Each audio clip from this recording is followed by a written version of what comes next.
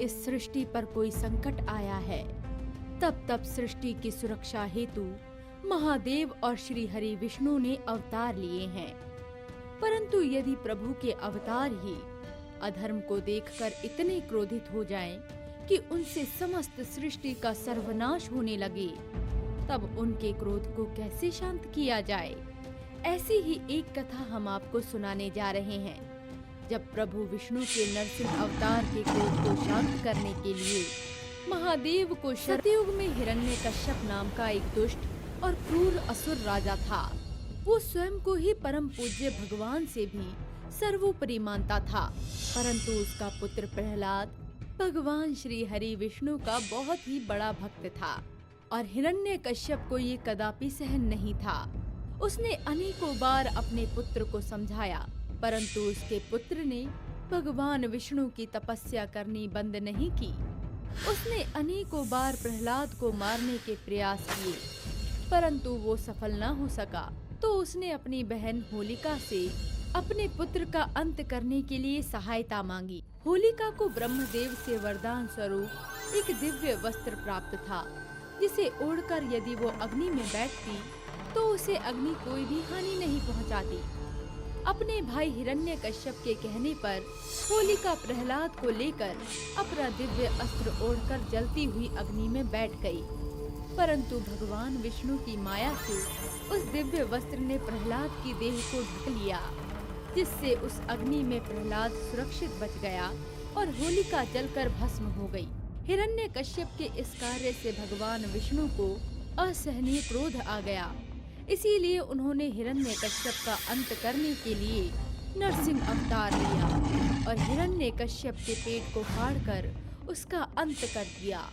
उनका आधा शरीर मनुष्य और आधा शरीर सिंह का था। सिंह की आक्रामक प्रवृत्ति होने के कारण वो बहुत ही उग्र और आक्रामक हो गए और तब भगवान नरसिंह के क्रोध से समस्त जगत में त्राही त्राही मच गई। भगवान नरसिंह तो अपने नियंत्रण में ही नहीं है। यदि प्रभु का क्रोध शांत नहीं हुआ तो ये समस्त सृष्टि जलकर भस्म हो जाएगी। भगवान नरसिंह के क्रोध को तो अब केवल महादेव ही शांत कर सकते हैं। हमें शीघ्र ही सहायता हेतु महादेव के पास जाना चाहिए।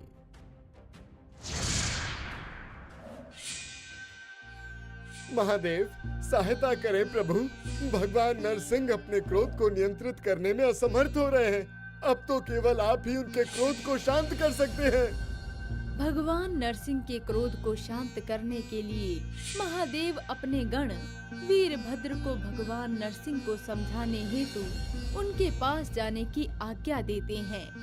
महादेव से आज्ञा पाकर वीरभद्र भगवान नरसिंह के क्रोध को शांत करने के लिए उनके पास जा पहुँचे।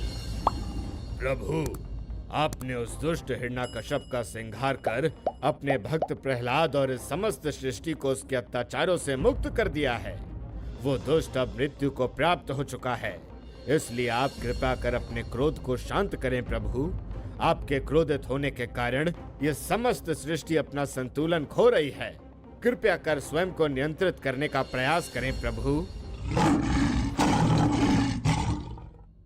हे नारायण, आप तो इस समस्त सृष्टि के पालनहार हैं, तो आप किस प्रकार अपने क्रोध से सृष्टि का विध्वंस कर सकते हैं?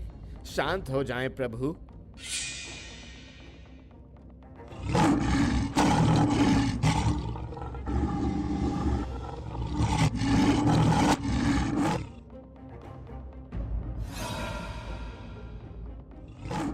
आपको नियंत्रित करने के लिए अब केवल एक ही उपाय मेरे पास शेष बचा है प्रभु।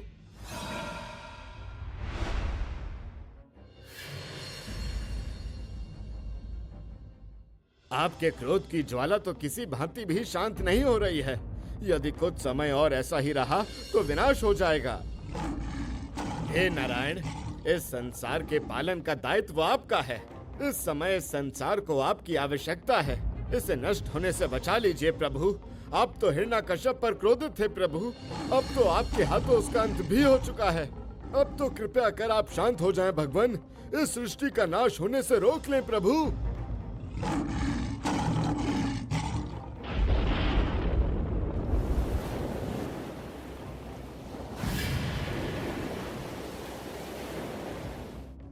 अब तो केवल स्वयं महादेव ही भगवान नरसिंह के क्रोध को शांत कर सकते हैं।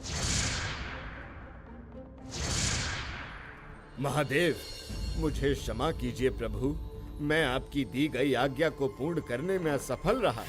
मैंने अनेक प्रयास किए, किंतु मैं भगवान नरसिंह के क्रोध को शांत नहीं कर पाया। वीरभद्र, नरसिंह के भीतर सिंह की प्रवृत्ति होने के कारण वो स्वयं पर नियंत्रण नहीं रख पा रहे हैं। वो एक सिंह की भांति ही उग्र हो गए हैं। उनके क्रोध को शांत करने के लिए हमें स्वयं ही ऐसा अवतार लेना होगा जिससे हम पशु, मनुष्य और पक्षी की शक्तियों का समावेश हो। क्योंकि एक पशु जितना उग्र होता है, उसी के विपरीत एक पक्षी का स्वभाव बहुत ही शांत होता है।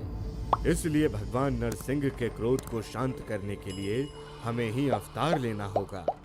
नरसिंह भगवान के क्रोध से इस समस्त सृष्टि की रक्षा करने के लिए महादेव शरभ अवतार लेते हैं, जिनके शरीर का ऊपरी भाग शेर का, धड़ मनुष्य का तथा शेष भाग शरभ नामक पक्षी का था। महादेव शरभ अवतार लेकर विष्णु जी को शांत कराने हेतु उनके पास जा पहुँचे, परंतु शरभ रूपी भगवान महादेव को देखकर नरसिंह भगवान क्रोधित हो उठे।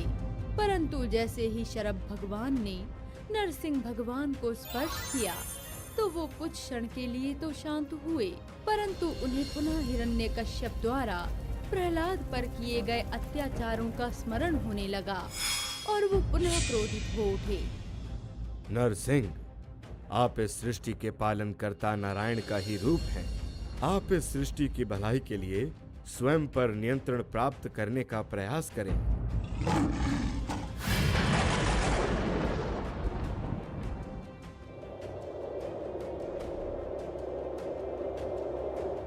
इस उग्र रूप में आप कुछ भी सोचने समझने की शक्ति खो बैठे हैं। आपसे युद्ध करना अब हमारे लिए आवश्यक हो गया है। जब किसी भी तरीके से नरसिंह भगवान का क्रोध शांत नहीं हुआ, तब भगवान शरभ ने उनको शांत करने के लिए उनसे युद्ध करने का निर्णय लिया। फिर भगवान शरभ और भगवान नरसिंह के बीच भयंकर युद्ध शुरू हो गया। दोनों में हो रहे भीषण युद्ध की गर्जना से समस्त सृष्टि कांप उठी और मेघों से भयंकर गर्जना होने लगी।